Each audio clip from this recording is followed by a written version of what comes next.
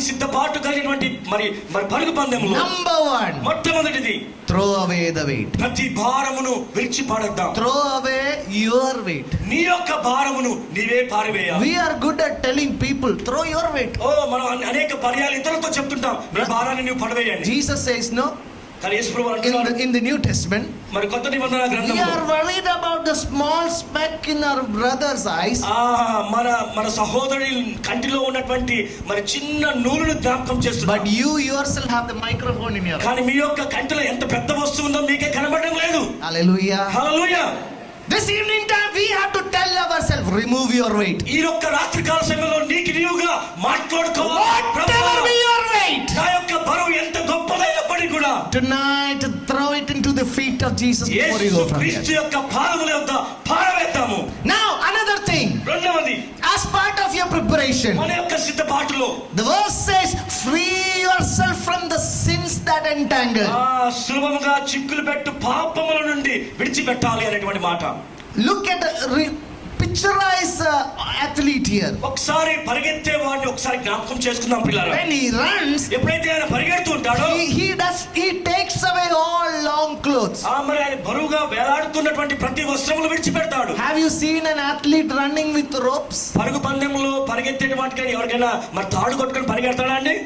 చూసారా ఎప్పుడైనా? Can you run with a rope?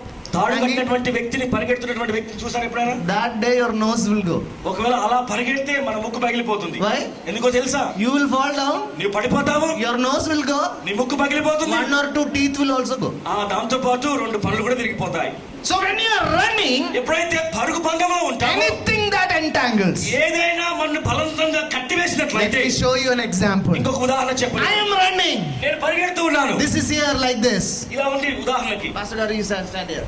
And I am running. నేను పరిగెడుతూ ఉన్నాను. When I run, ఒకవేళ ఈ యొక్క వైరు తగిలినట్లయితే, what is this?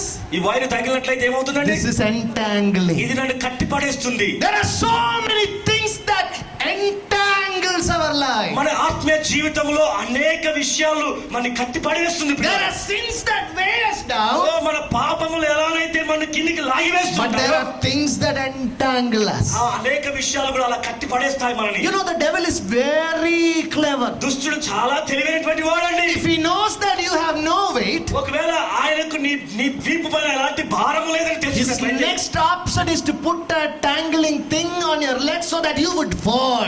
రెండవ ఆలోచన ఏంటంటే ఏదైనా ఒక వస్తువుని అలా ముందుకు పారవేస్తాడు. దాన్ని కట్టడం ద్వారా నువ్వు పడిపోతావు పిల్లరా. Because the devil does not want you to finish your spiritual race. ఎందుకంటే దుష్టుడికి అంత మాత్రం ఇష్టం లేదు నీ ఆత్మీయ పోరాటంలో, నీ ఆత్మీయ పరుగు పందెంలో నువ్వు తుదముట్టడానికి.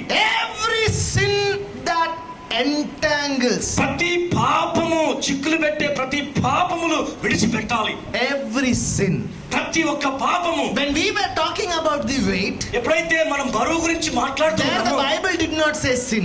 అక్కడ పాపముల గురించి మాట్లాడలేదు Was పిల్లలు. it written there sin? అలా పాపం గురించి రాసారా? లేదు. It was simply written every weight. ప్రతి భారము అనేటువంటి మాట. But when we come to that entangling aspect, ఎప్పుడైతే చిక్కులు పెట్టేటటువంటి మాటలు మనం the చదివామో, word of God is very clear. It is దేవుని వాక్యము చాలా తేటగా రాయబడింది. అది పాపము అనేటువంటి. God's people in your spiritual journey. దేవుని బిడ్డలారా, మన యొక్క ఆత్మీయ ప్రయాణంలో When you are running a race properly, ఎప్పుడైతే క్రమబద్ధముగా నీవు పరుగు పందెములో ప్రయాణం చేస్తూ ఉంటావో, remember the devil will put things to entangle you and make you trip and fall. ఎప్పుడు కూడా చిక్కులు పెడుతూ ఉంటాడు. ఆ చిక్కుల్లో నీవు పడిపోవడానికి ప్రయత్నం చేస్తూ వస్తున్నాడు.